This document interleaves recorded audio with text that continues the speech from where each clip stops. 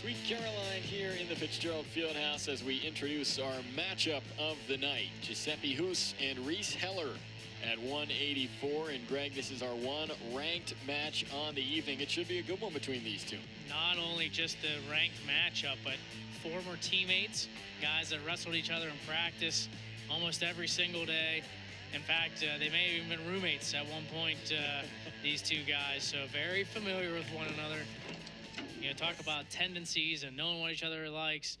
I'm sure these guys very familiar. And, you know, John Stutzman said, we asked, which one are you looking forward to? 184. Yeah. Went right to it. He didn't hesitate. Not 1 second. He said he might give Hoose a little bit of a poke, right? You know, just to make sure he's extra motivated for this one. Giuseppe Hoose and Reece Heller both formerly wrestled for Hofstra. So as you said, Greg, when we talked to Buffalo coach John Stutzman about a previous relationship between the two of them, he said, oh yeah, they know each other and not only wrestled together, but as you noted, might have even been roommates back at Hofstra, and said Giuseppe knows the Heller family really well, a competitive group, and they are both looking forward to this match tonight. Competitive guys that have no bad blood. It's all good blood, but they certainly want to come away with a win in this one.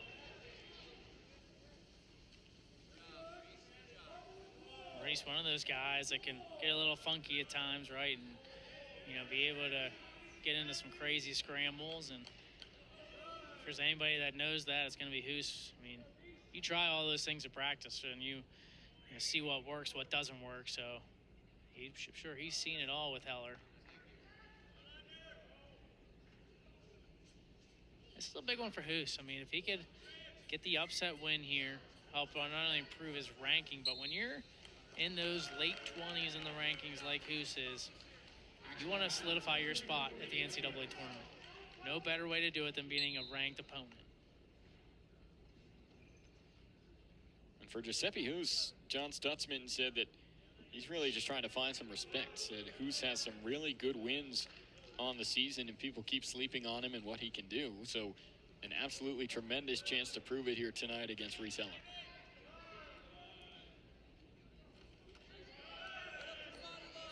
Good attempt there for Heller, but even better sprawl, and now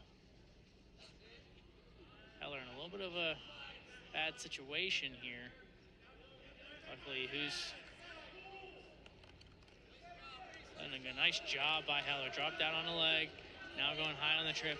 I don't know if I would have went high there, but Heller somehow comes out on top, gets the takedown, and a quick escape for Hoose.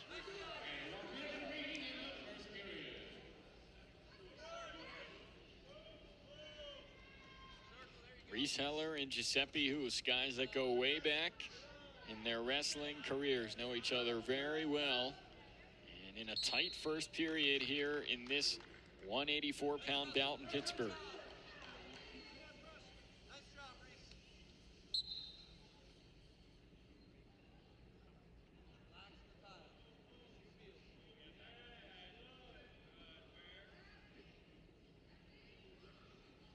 Reece Heller coming off a very good Midlands tournament as well, you know, where the Panthers performed very well in that one.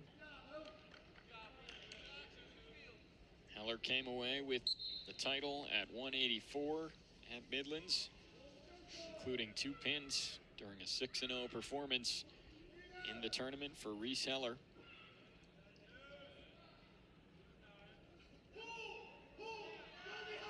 Heller and Cole Matthews, the 2 Panthers to come away with championships at Midlands. Of course, you had Bonacorsi and Philippi not wrestle in that tournament, but you know, you saw a great performance from Dayton Pitzer, really put himself on the map with this tournament. You got guys like Max Stout wrestling in this one, who's, you know, obviously the backup to Bonacorsi, who's redshirting this year. So you had some really good individual performances from the Panthers and their young guys. But then, like you said, Matthews wins a title. Heller wins a title. Overall, very good showing for the Panthers. Greg, how much did you observe the attention to Pitzer increase after Midlands? Because obviously he was a highly touted guy, and a lot of people had their eye on him, the Panther heavyweight. But Then he performs that well at Midlands, and it seemed to really increase the focus on what Dayton Pitzer can do. Yeah, I mean, I think it put him on the map on the national scene. Obviously, he was a well-known top recruit coming in as a 3-time Pennsylvania state champion. Would have been a 4-time state champion if not for an injury that made him miss his entire sophomore season. You know, you look at the way he came in, knocks off the reigning national runner-up in Colton Schultz, and then I think that just opened everybody's eyes. And then, you know, you had any wrestling publication or website or anyone who covers wrestling out there talking about him, you know, for good reason. But he's a guy, I mean, yeah, I remember having conversations with Keith Gavin before the season even started. You know, what are you gonna do with Dayton Pitzer? Yeah. You know, are you gonna consider wrestling him at all? And he loved the idea of the whole 5 matches that you can get before having to pull a red shirt, because he wanted to see him get some good action. But very beginning, it's always been Dayton Pitzer. We want to see him put on some weight. You know, he's still a little light for the weight. You know, he was a 215 pounder in high school. So going up to 285, they just want to see him gain, you know, 15, 20 pounds.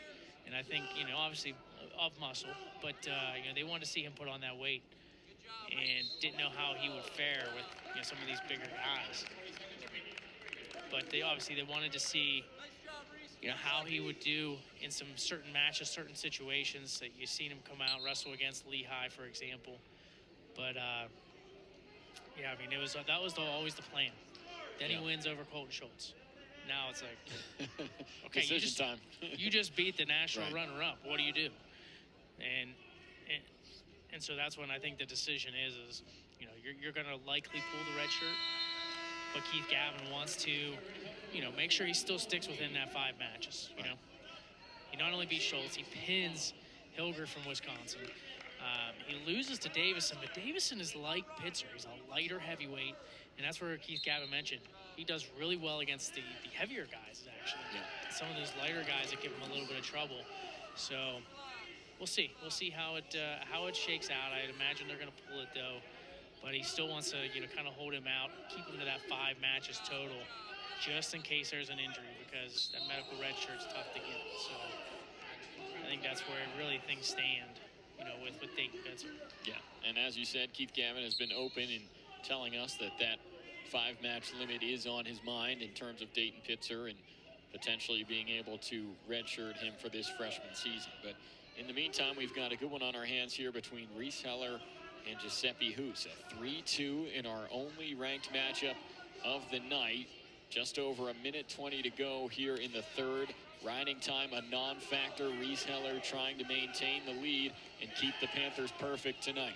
What a shot there from Hoose. Outside single, but Heller right now just locked in, trying to step behind. Good job by Heller, getting his hips up, stands him up. Now 1 minute to go. Hoose still needs to get Buffalo's first takedown of the day. If he does that, he may win this match. He's got 45 seconds to do it. Stalemate with 43 seconds to go in the third. Heller trying to get back on track after a 7-2 loss and a decision on Sunday.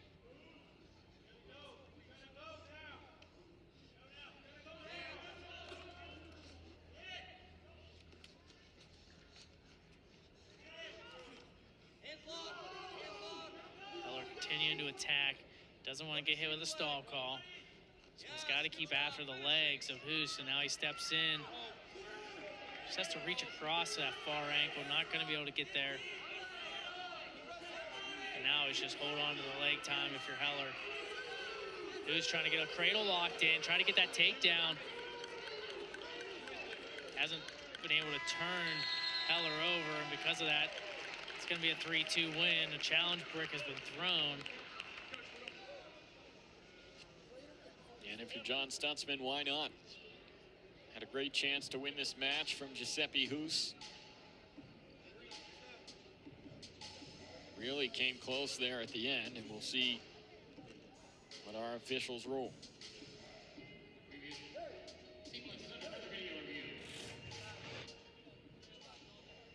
So really, it was his only shot, right? Heads there by the knee, locked in the cradle. So he's got the cradle locked in, but I think the big thing is he's still facing him.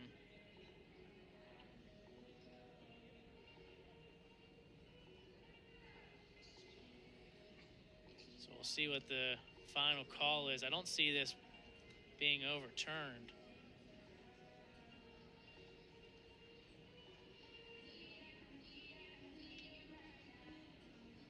Great looks by our crew down low on the mat there. Scott Dobson, Jim Kreischer providing the camera angles down low. J.W. Steele, Ryan Bonney up high tonight on our ACC Network crew as we await the call here as the Panthers look to remain perfect on the night. 27-0 lead in the duel. We'll see what the ruling is.